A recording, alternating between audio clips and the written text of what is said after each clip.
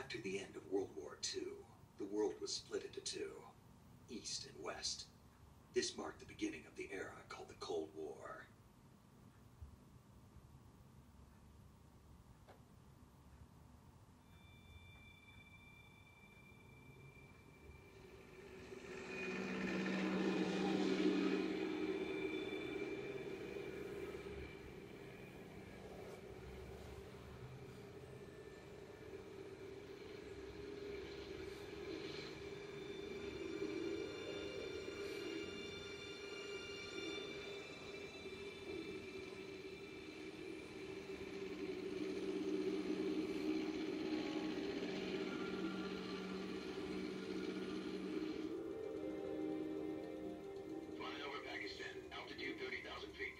Approaching Soviet airspace. 20 minutes to drop off. Commencing internal depressurization. Equipment check. Arm main parachute. All right. You ready to go? Drop zone still showing a high pressure mass. Cab okay. Good. We've got high visibility.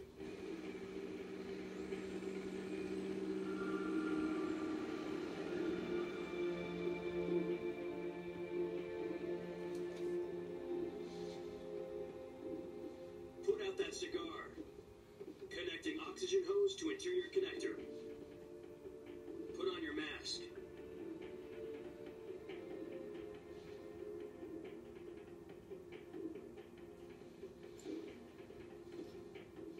Does this panty waste know what he's doing? Approaching release point. 10 minutes to drop off. Hey, are you deaf? He said put out the cigar and put on your mask.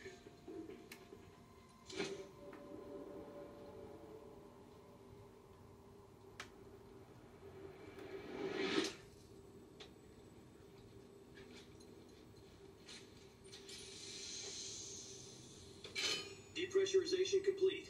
Checking oxygen supply. 6 minutes to drop off. Opening rear hatch.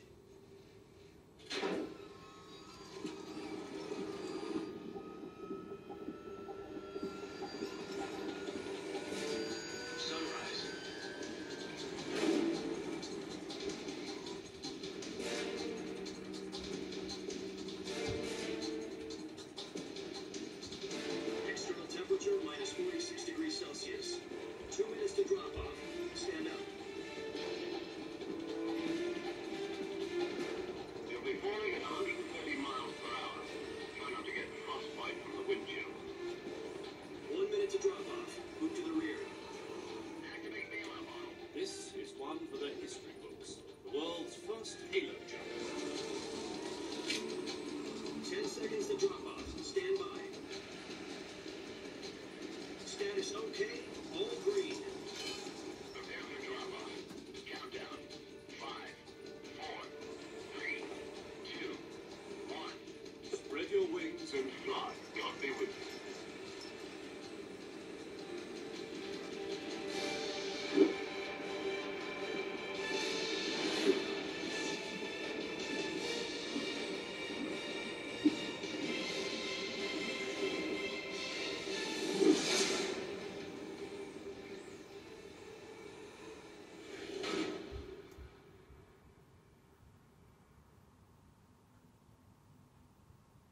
Jack, I've got some important news. The head of the CIA has finally given us the green light for the virtuous mission. Virtual mission?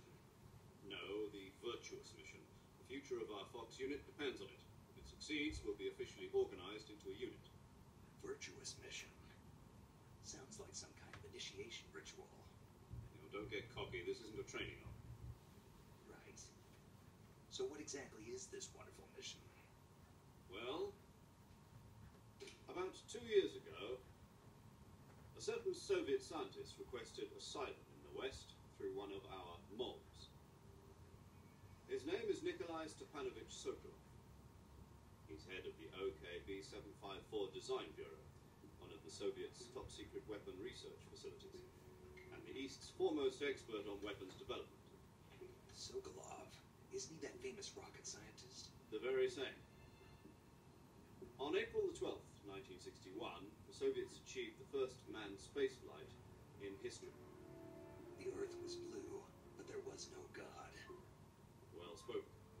The rocket that carried Yuri Gagarin to orbit was the A-1, known as the Vostok rocket. Sokolov is said to be the man most responsible for the multi-engine cluster used in that rocket. After Gagarin's flight, Sokolov left rocket development to become the head of the newly established Design Bureau. From a lowly technician to head of a design bureau, that's quite a success story, so why do you want to defect? It seems he'd become afraid of his own creations. Afraid? Call it a crisis of conscience. And for that, he left his country and his family behind and went over the fence? Not exactly. One of his conditions was that his family was also to be taken safely to the west. We used a mole to get the family out first, and succeeded in sneaking Sokolov over the Berlin Wall shortly afterwards. I was the one who conducted the operation. The security on the eastern side was still full of holes back then. Then what? We got Sokolov over in one piece, but the whole ordeal had left him exhausted. Hospital in West Berlin. It took him 2 weeks and more than 600 miles to get from the research facility in the Soviet Union to Berlin. He was in no condition to say anything coherent. And it was only a week later that we had something much bigger on our hands. The Cuban Missile Crisis. October 16, 1962, President Kennedy received word that the Soviets were in the process of deploying intermediate-range ballistic missiles in Cuba. The President demanded that the Soviets dismantle and remove the missiles. At the same time, he announced a naval blockade to prevent further missile shipments from reaching Cuba. But the Soviets didn't back down, instead placing their armed forces on secondary alert. Soviet transport ships carrying missiles continued on course towards Cuba. US and Soviet forces went on alert for an all-out nuclear war. Frantic negotiations were conducted through the UN's Emergency Security Council and unofficial channels to end the hair-trigger standoff.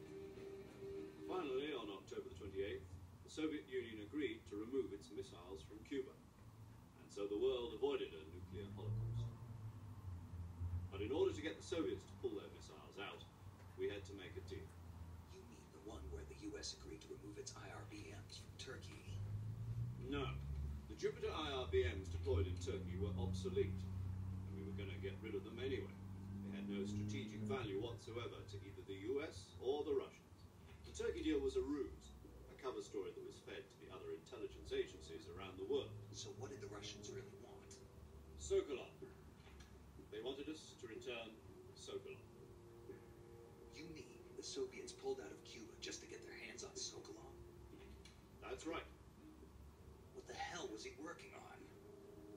At the time, we had no idea. We were running out of time. It was either give up Sokolov or risk full-scale nuclear war. In the end, we had no choice. President Kennedy gave in to Khrushchev's demand. The next day, I got Sokolov out of the hospital, handed him over to agents on the eastern side. Sokolov kept on screaming, "Save me," until he disappeared from my side. Then a month ago, we received some new information from one of our moles. About Sokolov? Yes.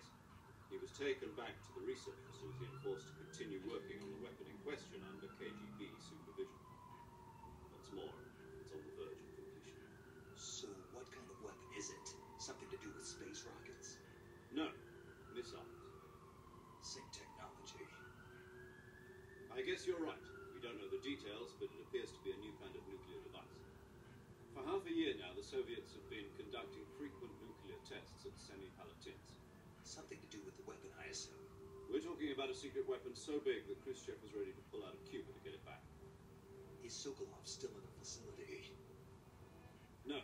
According to our intelligence, he's in Selino Yas, a place in the mountains about 3 miles to the west that's known as the Virgin Cliffs. The Virgin Cliffs. Nice name for a virtuous mission. They moved him there just recently. Why? Apparently, they're conducting a field test of the weapon, but it's our best chance to get him back. This mission would never have been possible if he was still in the research facility. This is our last chance. Sokolov must have known that too when he contacted us.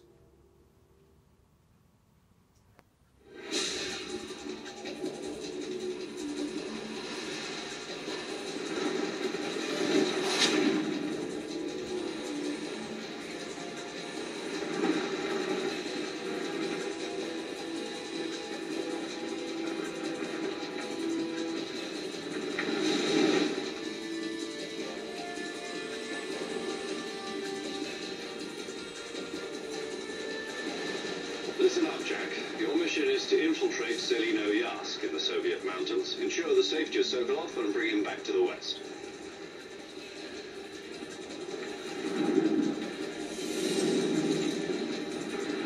If we don't get Sokolov back before that weapon is complete, we'll be facing a major crisis. The clock is ticking.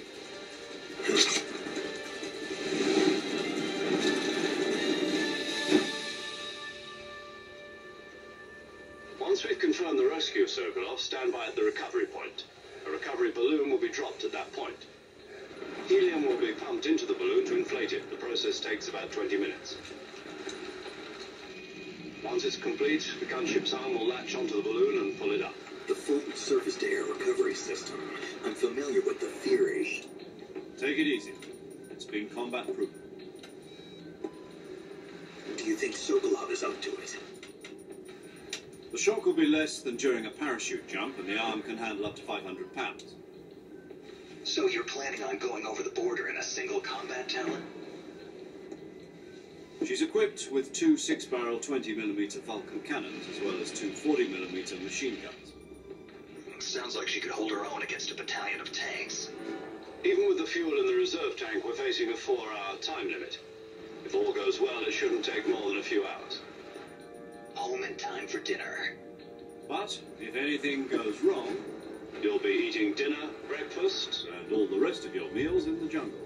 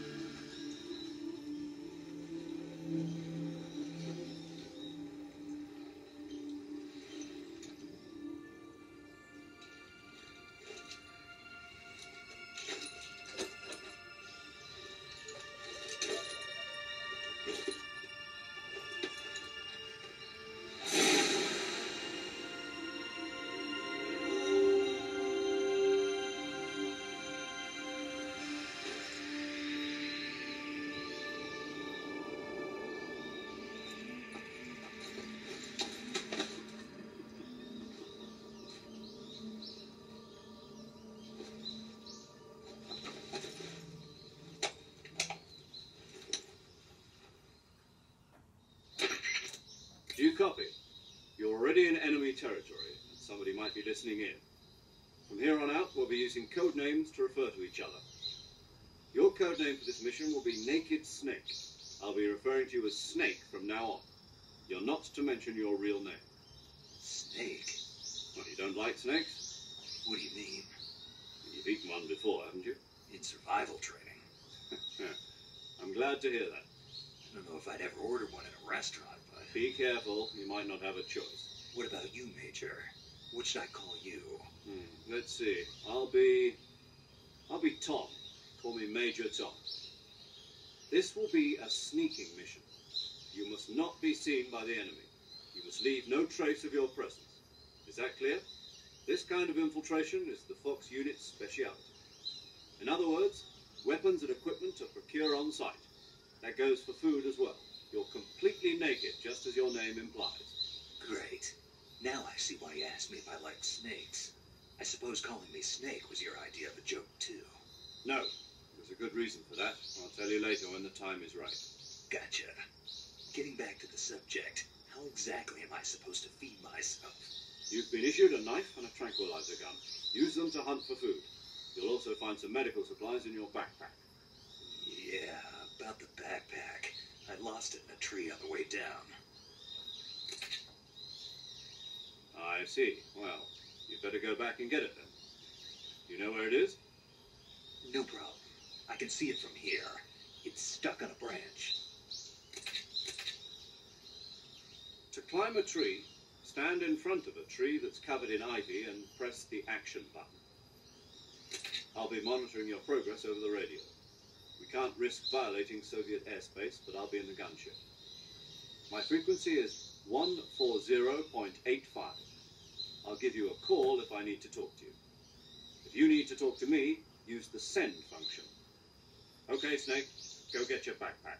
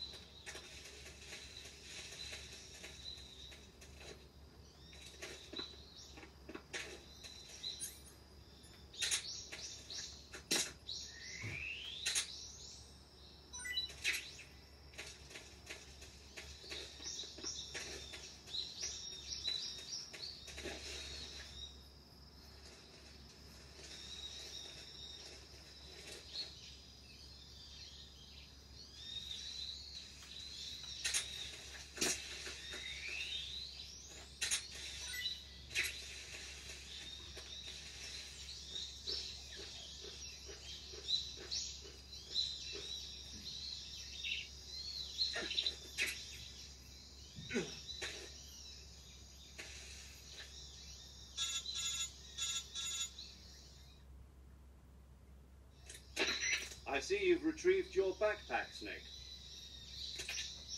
To equip a weapon, it's necessary to take it out of your backpack. In the survival viewer, choose Weapon from the backpack. Your available weapons will be displayed in a window in the upper left. From that list, choose the weapon you want to equip and press the Enter button. For other equipped items, just do the same thing from Item. Got it. Use the survival viewer backpack. Yep, that's right. Survival is fundamental to this mission. After you've been out in the field for a while, your stamina will start to drop. If your stamina gets too low, it'll affect your performance. You won't be able to shoot accurately, for example, and your wounds won't heal as smoothly. Keep an eye on your stamina so you don't run out. To recover lost stamina, you can hunt for local flora and fauna. You can use either your tranquilizer gun or your knife to hunt. My only weapon is a Mark 22 Hush Puppy tranquilizer gun? That's right. It's been fitted with its own suppressor. However, the suppressor will deteriorate every time you fire. Once its durability reaches 0, the noise suppression effect will be gone. So don't get too trigger-happy with it. The suppressor's durability is shown in the icon. Any weapons and equipment beyond what you're carrying now, you'll have to find as you go. I have to find my own weapons and equipment. Whose crazy idea was this, anyway? Solo covert actions are standard Fox operating procedure. You can't leave any traces of your presence. No weapons, equipment, footprints, sweat, or bodily waste. The same goes for bullets and cartridges, too. Your presence in enemy territory is already a violation of international conventions of warfare. There aren't supposed to be any American soldiers in Russia. It could spark an international incident. You can't let anyone see you. You can't let the enemy know you're there. This is a stealth mission. You're a ghost, Snake, in every sense of the word. There'll be no rescue if you're captured. The military and US government will deny any involvement in the affair. Then I'll just have to take care of myself, huh? I'm afraid so. You've been given a fake death pill for that purpose. SIS guidelines stipulate that soldiers on covert ops like this one be issued a potassium cyanide capsule. Tape it to your body so you can take it when you need to. How generous of you. Use it if you're taken prisoner by the enemy. It'll send you into a state of false death for a short time. Fooling them into thinking that I'm really dead. So, how do I come back to life? Just take the revival pill. You mean that thing they put in my tooth before the mission? That's the one. But be careful. If you remain in a state of false death for too long, nothing will be able to bring you back. Remember that. I'll keep it in mind. You said this was a solo mission, right? Right. I guess that means I can't count on any reinforcements. Correct. The mission rests entirely in your hands. A real one-man army. Relax. There's a support team ready to back you up over the radio. Who? I'll introduce them to you. This time, survival is of utmost importance. The first member of the support team will be in charge of monitoring your physical condition, acting as a medic, so to speak, as well as recording your mission data. She's a member of Fox as well, and she's here on the gunship with me. She? Hello, Snake. I'm paramedic. Nice to meet you. Paramedic? As in a medic who comes in by parachute. Aren't you going to tell me your real name? Are you going to tell me yours, Mr. Snake? My name, huh? It's John Doe. And they call you Jack for short. You're a regular Captain Nemo. A name means nothing on the battlefield. After a week, no one has a name. What's your name? Jane Doe. Very funny. I wasn't joking, but I'll tell you my name only if you manage to make it back alive. My frequency is 145.73. She's also in charge of recording your mission data. Whenever you want to save, send a message over the reserved save frequency, 140.96. So saving lets me record my mission data. That's right. It also records the state of your health. Good to know. There's one more person I want to introduce you to, Snake. Huh? Speaking of snakes, you remember the boss, don't you? A legendary soldier and your mentor. Actually, it was the boss that got the DCI's authorization in the first place. She's going to be serving as Fox's mission advisor. The boss is? She also helped me plan this mission. She and I were at SAS together. Jack, is that you? How many years has it been? Boss? That's right. It's me. Oh. Talk to me. Let me hear your voice. It's been 5 years, 72 days, and 18 hours. You've lost weight. You can tell just by the sound of my voice. Of course I can. I know all about you. Really? Well, I don't know anything about you. What's that supposed to mean? Why'd you disappear on me all of a sudden? I was on a top-secret mission. You didn't need me anymore. But there were still so many things I wanted you to teach me. No, I taught you everything you needed to know about fighting techniques. I taught you all I could. The rest you needed to learn on your own. Techniques, sure. But what about how to think like a soldier? How to think like a soldier? I can't teach you that. A soldier needs to be strong in spirit, body, and technique. And the only thing you can learn from someone else is technique. In fact, technique doesn't even matter. What's most important is spirit. Spirit and body are like two sides of a single coin. They're the same thing. I can't teach you how to think. You'll just have to figure it out for yourself.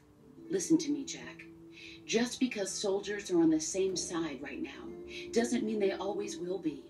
Having personal feelings about your comrades is one of the worst sins you can commit. Politics determine who you face on the battlefield.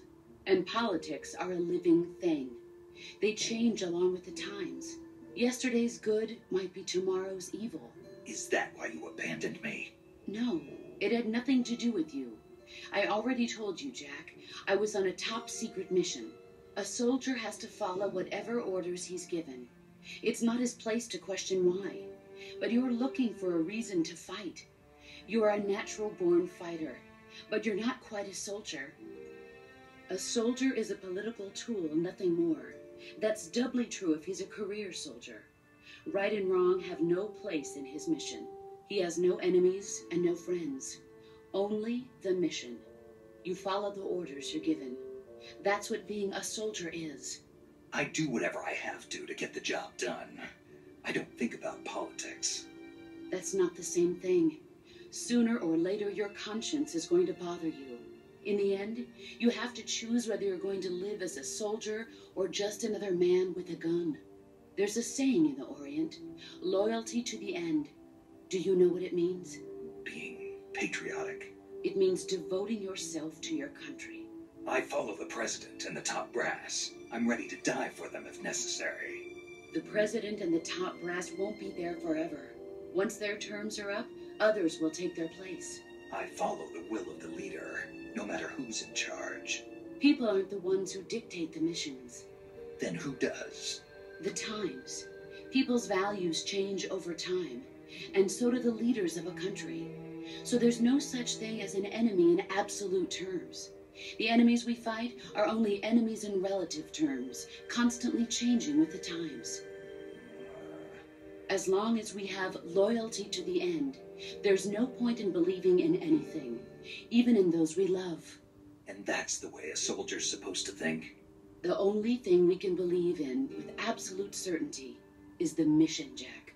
All right, but do me a favor. What is it? Call me Snake. Snake. Oh, right. Your code name is Snake. It suits you well. That's right. The legendary unit that the boss put together during World War II was a snake. The Cobra unit. A group of heroes that brought the war to an end and saved the world. As long as you've got a legendary hero backing you up, you'll be fine. Isn't that right, Snake? Yeah, I can't think of anyone else I'd rather have with me. Oh, and one more thing, boss. Yes? It's good to hear your voice again. Same here. After all, who knows if either of us will make it out alive? Snake, you are always best at urban warfare and infiltrating buildings. But this is the jungle. Survival is going to be key. Those CQC techniques I taught you are sure to come in handy. CQC? Close quarters combat, huh? I've been in the Green Berets for the past few years. I'm probably pretty rusty. Not to worry. I'll be here to help you remember. After all, this is your first actual survival mission. I'll be supporting you over the radio. Where are you, boss? Next to the Major? The boss is communicating with us by radio from aboard a Permit-class submarine in the Arctic Ocean. My frequency is 141.80. Call me if you need my advice on battle techniques. Gotcha. Your mission is to retrieve Dr. Sokolov. Dr. Sokolov is being held in an abandoned factory located to the north of your current position. Avoid heavy combat and don't let anyone see you. Don't forget that this is a stealth mission.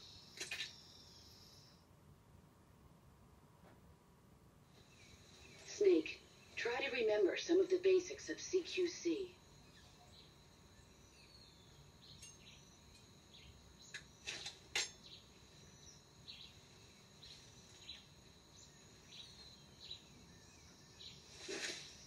Commencing virtuous mission now.